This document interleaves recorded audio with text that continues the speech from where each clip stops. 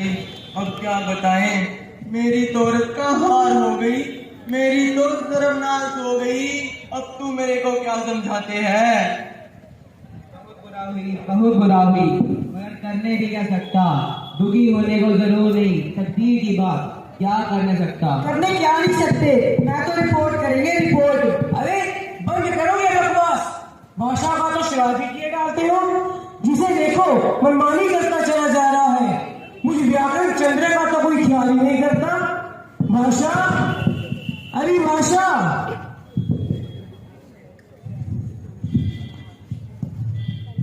क्या आपने मुझे बुलाया? तुम्हें बुलाया? तुम्हें अपनी तनी भी फिक्र है? ये हो क्या रहा है तुम्हारे क्षेत्र में? ये जो उधर मचा है क्या तुम्हें पसंद है? क्या हुआ बताइए भी। क्या हुआ? क्या तुमने सुना नहीं? ये क्या चल रहा था? मेरे की औरत क्या होती है? क्या मेरी औरत कहने से काम नहीं चलेगा? सर्वनाश हो गई या हो गया, ऐसा क्रोध आता है। समझी, बेचारे लोग, आप क्रोध ना क्या करें, वे गलतियां करते थे करें, उनका काम तो चल ही जाता है। एक कहता लिखता है, दूसरा समझ लेता है, बस। और चाहिए क्या?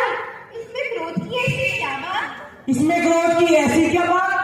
देखो भाषा, मैं ऐसे बिल्कुल भी बर्दाश्त नहीं कर सकता, बिल्कुल भी नहीं। मैं कह देता हूँ, तुम्हारा सारा व्यापार हमारे नियमों के अनुसार चलना चाहिए, समझी? अच्छा भाई अच्छा, मैं भी करूंगी, मगर तुम मुझसे नियमों की तंजील से कितना पकड़ोगे? जितना संभव होगा उतना जकड़ूंगा, और यह सब कुछ अपने लिए नहीं, तुम्हारे लिए, भाषा के लिए करूंगा। क्योंकि मैं चाहता हूँ लोग भाषा को शुद्ध पढ़े, शुद्ध लिखे और शुद्ध बोले। इसके लिए मैं कितना प्रयत्न करता रहता हूँ। ठीक है, अब आप चलिए, इन्हें मैं समझा दूँ। ठीक है, तुम्हें ये सबको अच्छे से समझाना। क्रिया, संज्ञा, विशेषण, जरा इधर चलो तो। सर्वनाम को भी बुलाओ। देखो संज्ञा, क्रिया, तुम लोगों के कारण मुझसे कितने डांट सहनी पड़ती है। तुम लोगों से कितनी बार कहा है कि जैसा काम हो वैसा काम किया करो। तुम लोग जानबूझकर ऐसा काम क्यों करते हो जिससे मुझे उल्टी सीधी सुननी पड़े? माँ, मैं तो कुछ नहीं करती, मैं तो सरल संज्ञा ठहरी। मैं क्या करती हूँ माँ? मैं तो कुछ नहीं करती। कैसे नहीं करती है? तू अपनी मनमानी करती है। कितनी बार कहा है कि संज्ञा को देखकर उचित क्रिया कर। देख, पुरुष पुरुष के साथ बैठता है, स्त्रियां स्त्रियों के साथ। तू बड़ी हुई, इतना तुझे समझना चाहिए। देख, आदमी जाता है, औरत जाती है। आदमी आम खाता है, औरत आम खाती है। अरे माँ, आदमी औरत को तो हर कोई पहचान लेता है, मगर कठिनाई तो तब आती है जब यह समझ में नहीं आता कि जिसके साथ मुझे जाना है वह श्रीमान जी है या श्रीमती जी। बेटी क्रिया, मैं तेरी इस कठिनाई को समझती हूँ, मगर ये कोई ऐसी भी कठिनाई नहीं है जो कि हर घर में जा सके। बहुतों को तो सिर्फ पहचान ही लेती है। अच्छा, मैं तेरे पिताजी से कह दूंगी, मैं तुझे अच्छी तरह समझा देंगे। कौन, पिताजी? ना बाबा, उनसे तो मुझे बहुत डर लगता है। माँ, तुमने देखा नहीं, लाल पेंसिल जैसी उनके पास एक छड़ी है, जरा सी गलती करो कि सर से चला देते हैं। तो क्या गलतियाँ होती रही? ये अच्छी बात है। सभ्य तो वे ही कहलाते हैं जो साधारण व्यवहार में गलती नहीं करते। मुझे क्यों बुलाया था माँ? तुझसे भी यही कहना था कि सोच समझ कर काम किया कर। काम तो तुझे करना ही है, करता तो ठहरी। माँ देख, यह नहीं होगा।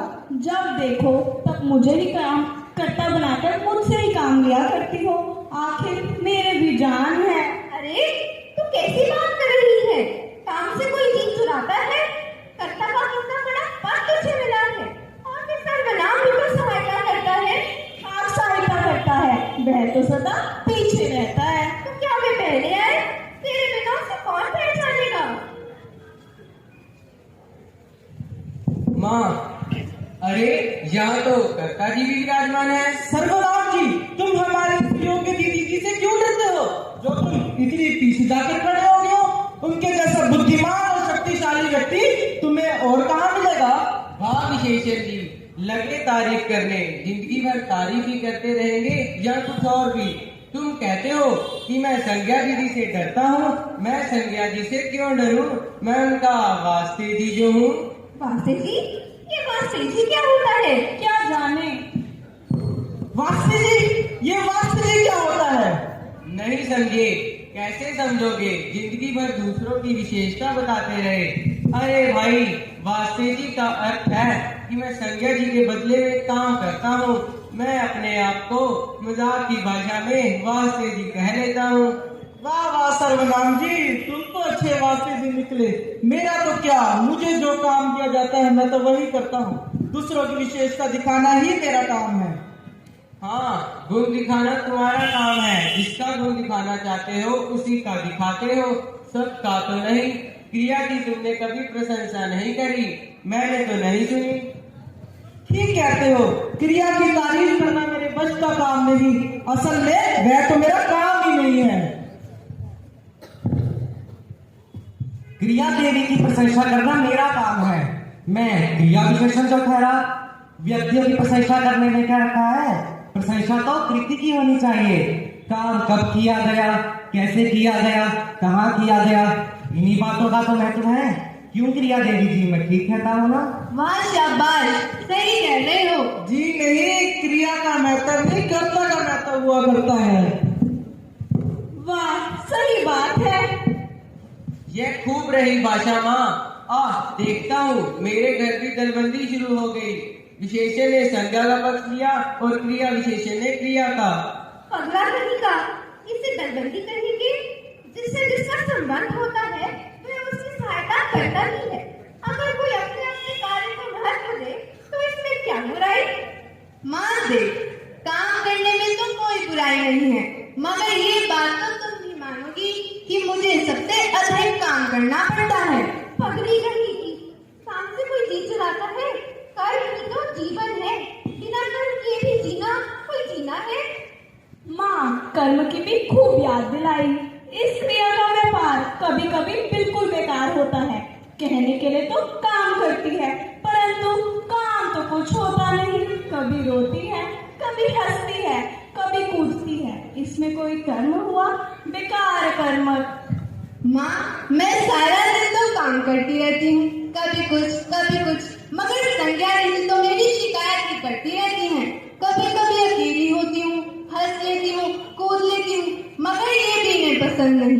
मेरे व्यापार प्राय तो सकर्मा की होते हैं। माँ, प्रचंड पंडित व्याकरण जी आ रहे हैं। दया करके सब अपना काम ही करना। भाषा, तुम सबको लेकर यहाँ पर खड़ी हो, परंतु तुम्हें पता है ये अवेखा मारा फिर रहा था। कहाँ था अव्यय? सामने, किनारे, तले, बीच। माँ, ये अव्यय क्या कह रहा है? बेटी जानती नहीं, ये अव्यय है। शाबाश, धन्य धन्य। जी हाँ, ठीक है। माँ, मुझे तो कुछ समझ नहीं आ रहा है। बेटा ये सबसे छोटा है ना, और इतना ही नटखट भी। अफसोस, त्राही त्राही, धिक्कार। नटखट तो ठीक, परंतु इस पर भी ध्यान देना चाहिए।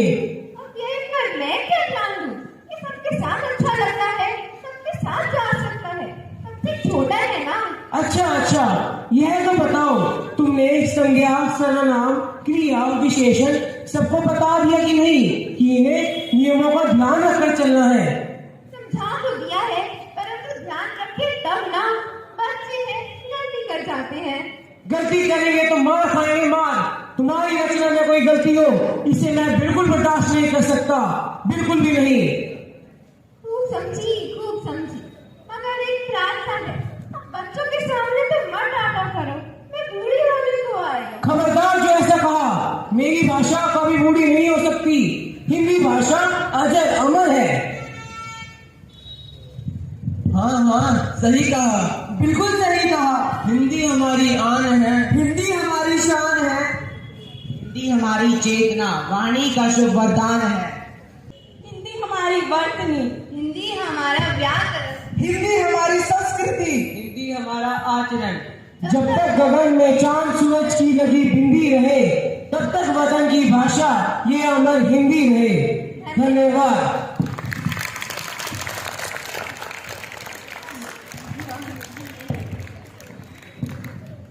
एक बार जोरदार तालियां हो जाए।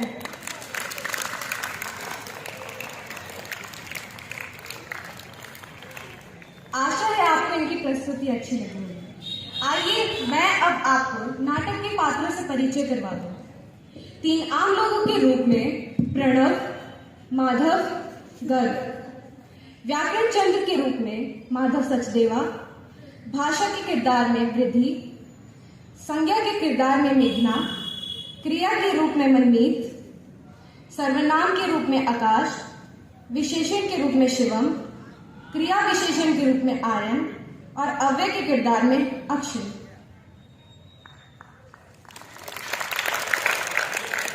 अब मैं हमारी हिंदी अध्यापिका श्रीमती सुमन लता जी को आज के नाटक पर टिप्पणी के लिए सादर आमंत्रित करती हूँ।